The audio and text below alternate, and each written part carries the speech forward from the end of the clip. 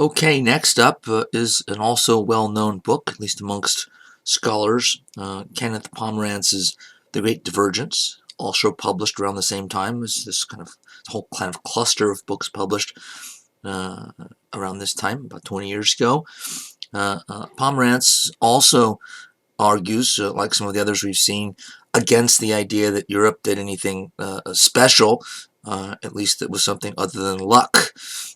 Two of the major things he focuses on are the fact that in Great Britain and certain parts of continental Europe, there was just sort of the luck of the resources that were there.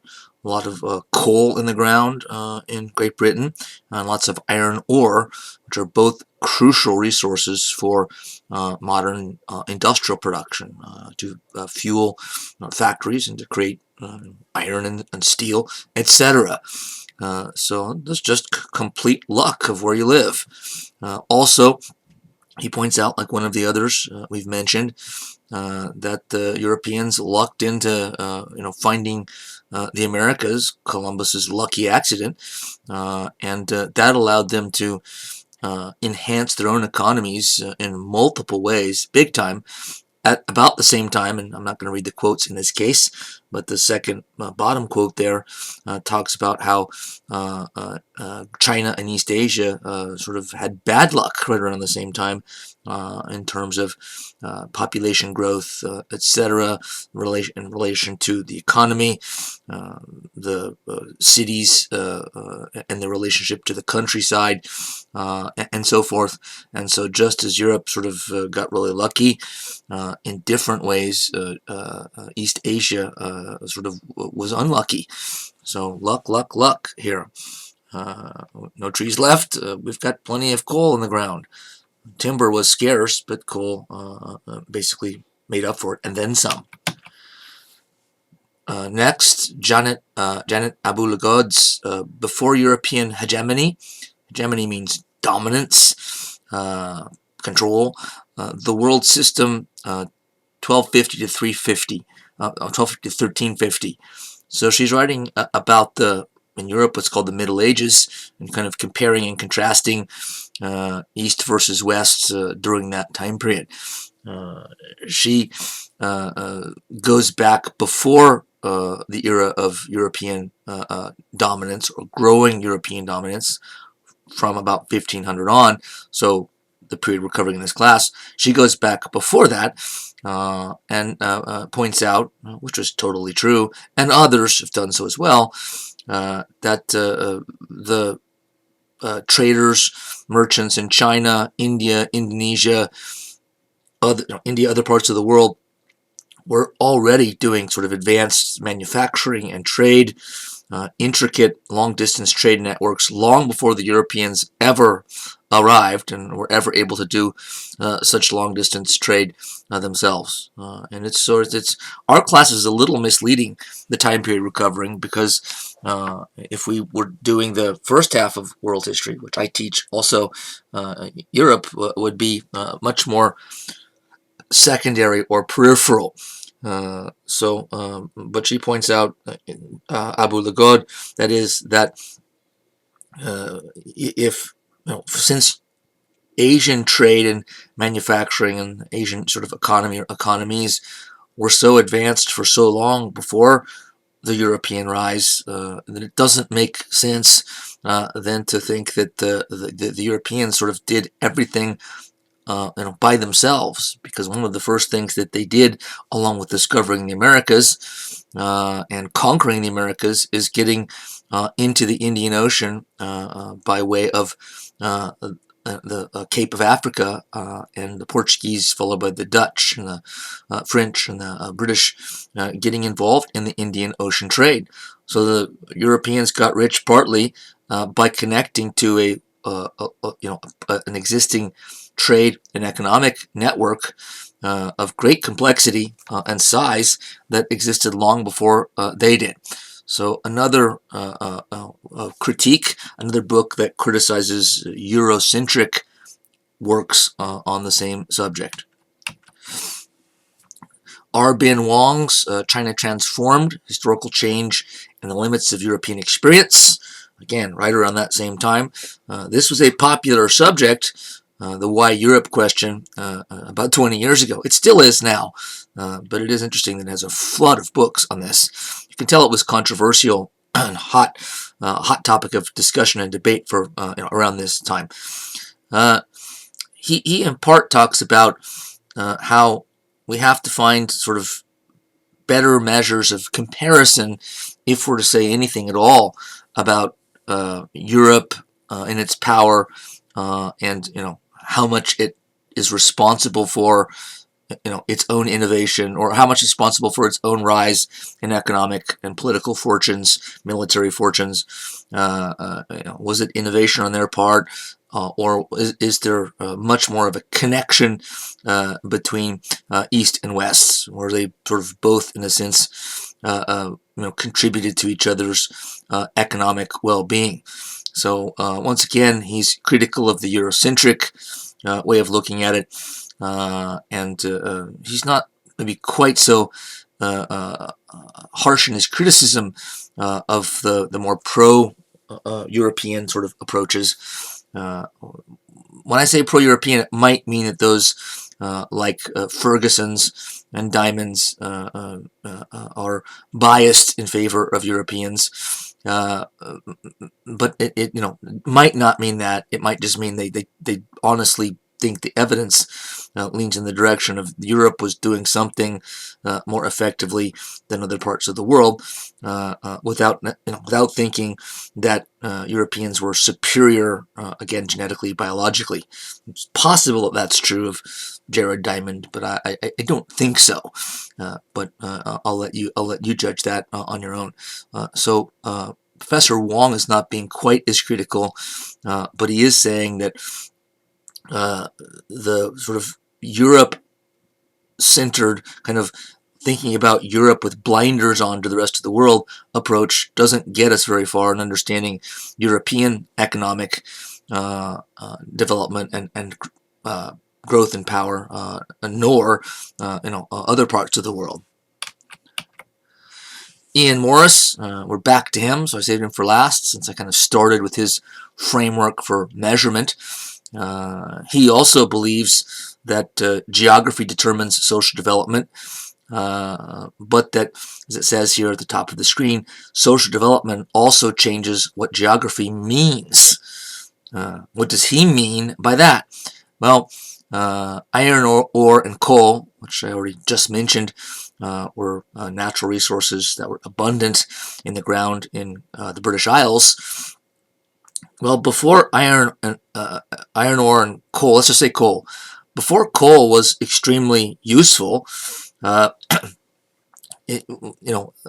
say coal has been useful for a long time, but it became far more useful from the time of the Industrial Revolution on, because coal became the primary fuel for steam engines, and steam engines powered most of the products made coming out of factories, textile factories, steel mills, etc.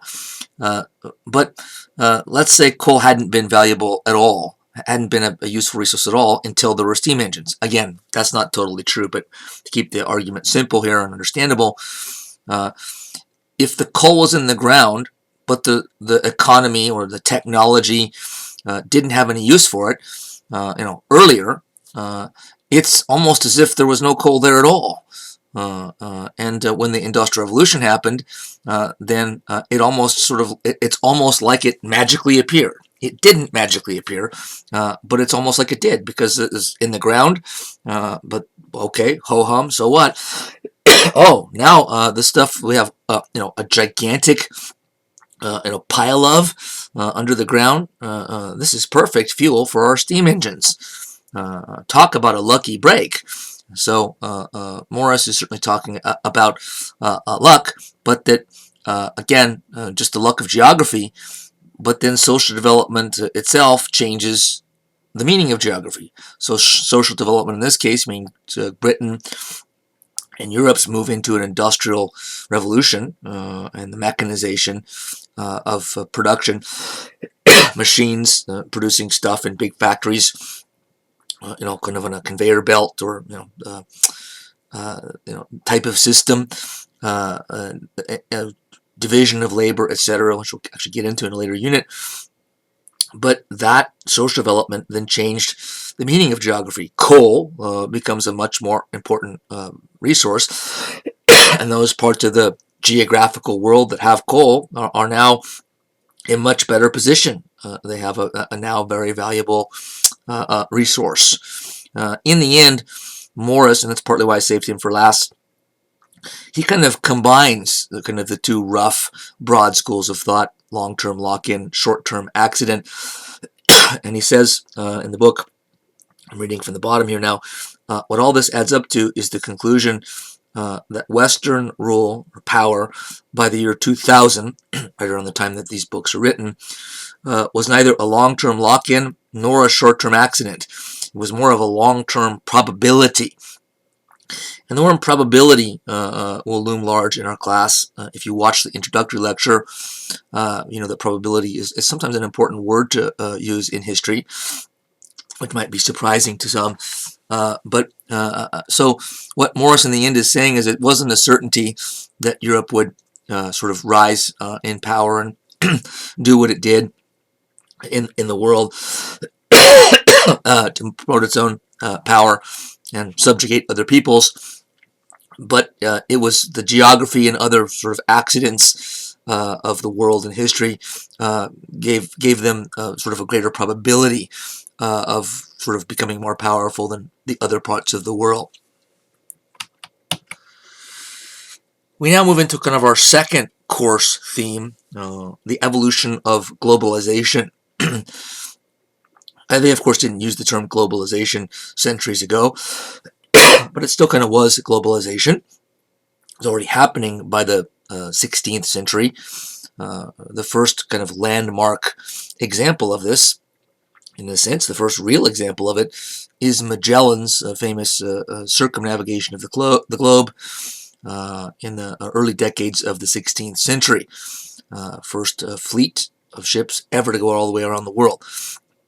From that point forward, you literally had the potential and not too long the actuality of trade going everywhere in the world from everywhere else. Excuse me. So long distance, and this is as our authors Bentley and Ziegler call it, long distance cross-cultural exchange. So the largest scale of this is what we call globalization.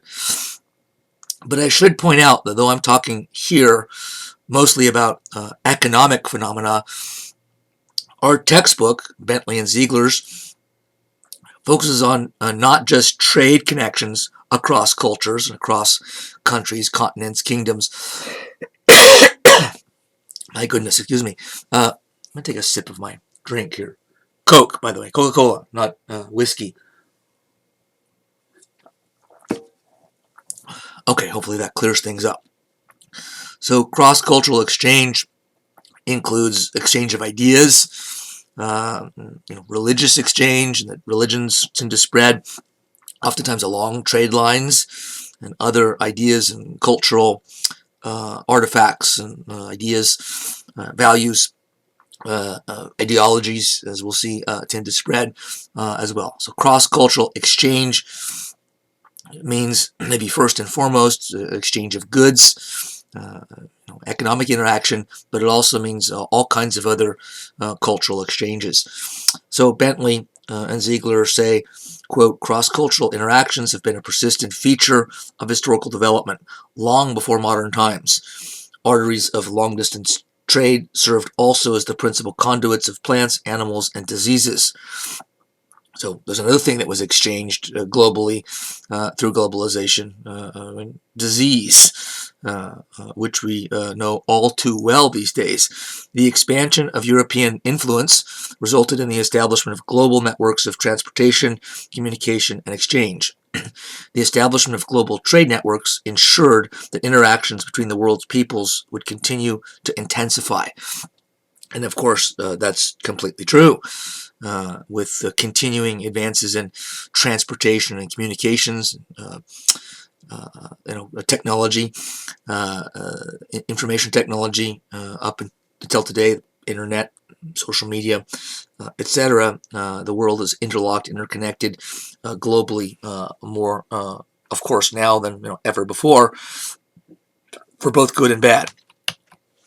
So is globalization good or bad? Well, in the old days, the centuries ago, which we're talking about here, history, I think it's hard to argue that it wasn't a net plus for the world, even though there was lots of suffering and destruction, and some people's, the Europeans especially, use sort of their lead in globalization, oftentimes quite harshly, over other people's. But in the end, it sort of helped the world, and up even into the present, or especially into the present, I think it's sort of helped more people worldwide than it had before. So, as J.R. and William McNeill, a father and son team of scholars, this I think is the only book they've collaborated on, maybe there's more, called The Human Web, A Bird's Eye View of World History, as they say about globalization, this massive movement of people, goods, and money, far greater and faster than the world had ever seen, had three notable effects. One is a tighter world market. So there's a world economy, a global economy, really, from about the 16th or 17th century forward, and more global as time goes on. There's more and more of a tight-knit global connection in terms of communication technology, again, information technology, exchange of information, as the ability to get here and there improves through eventually steamships and airplanes, and the technology, again, radios, and telephones, and cell phones, eventually computers, and so on and so forth. So the world gets kind of drawn more tightly together, kind of it's a small world kind of concept as time goes on. The other huge effect that the McNeils talk about is the fastest economic growth the world had ever seen. And that's partly because of a tighter world market, but economic growth takes off. That doesn't mean that it was spread evenly between countries, and even within countries there was inequality, a lot of it, which brings us to the third effect, widened inequality around the world. Again, both between countries, from one country to the next, and even within the same country, oftentimes growing inequality in the very centuries that we cover in this class. However, now, this is why I say that globalization, I think, is overall a plus. It's easy to criticize it, and there's plenty to criticize. But quoting from a very recent book by the great Harvard professor, scholar, in kind of multiple subjects, including linguistics and psychology, Steven Pinker, in his most recent book, he says, notwithstanding the horror that the world elicits in many parts of the political spectrum, globalization, development analysts agree, has been a bonanza for the poor. Deaton notes, he's quoting another scholar. I took this quote from the middle of his book, so forget about who he is, but it's another scholar who he quotes himself, saying, some argue that globalization is a neoliberal conspiracy designed to enrich a few at the expense of the many. If so, that conspiracy was a disastrous failure, or at least it helped more than 1 billion people as an unintended consequence. If only unintended consequences worked so favorably. So somewhat of a sarcastic critique of those who themselves are anti-globalization or who critique globalization itself. It is true that especially in the last, say, 50 years, in the poor countries of the world, in terms of the standard of living, it's shot up remarkably. Medical access to medical care, medicine, etc., and in many other ways. That doesn't mean that those countries aren't poor still compared to the rich countries like ours, but it does mean that their economic situation, and in many cases life situation, has improved dramatically from what it was. For instance, famine. Famine used to be just widespread around the world, and all the poor countries or many of the poor countries. And now famine is sort of more of an exception. It doesn't happen all that often, so the world does a better job, and even poor countries do a decent job beating themselves, and that's partly because of successful globalization. Actually, to be honest, the one sort of part of the world or group of people in the world that haven't necessarily benefited from globalization are kind of working class and middle class Americans and their European counterparts. It's their wages, our wages, that have kind of stagnated, and our standard of living that has stagnated to some degree as well. But the poorer countries of the world have been seen a net benefit to globalization. Again, that doesn't mean that every single person in every country benefits. That's hard to do, right, to create a perfect world. So it's far from perfect. But globalization in the present has been a plus. There's something else about globalization's past. Globalization, since it helped to produce wealth, at first for the rich countries like Great Britain and France, and eventually Japan and the United States, it also then helped those countries and others after that to become more effective at sort of raising their standard of living, but also to put in place systems of government that move towards democracy, rule of law, which helped also raise living standards, incorporated and advanced things like freedom and other important values. That doesn't mean that a country that got rich partially through globalization was destined to become democratic, because a lot of them didn't. But the combination was certainly, in many ways, a symbiotic one. We now get to the isms of the modern world, the worldwide impact of ideology. So in this class, not so much at first, but more increasingly as the class goes on, we'll deal with a lot of isms. Liberalism, nationalism, conservatism, socialism, etc. As you see on the little graphic there, other isms, the one on the bottom right, some of which we won't talk about, some of which aren't as important, some of which we just won't have time to get to. So isms are usually ideologies. So you ask, what's an ideology? Good question. I'll try to answer that for you. As it says here, this is just my kind of working definition. It's an all-encompassing philosophy that claims superiority to others. Doesn't always claim to have universal applicability, though sometimes that's true too. But at least where it operates, it does tend to say our philosophy is better. So I go by further underneath that. I say a philosophy trying to sell itself as the correct one. So a philosophy is kind of an ideology is kind of an aggressive philosophy.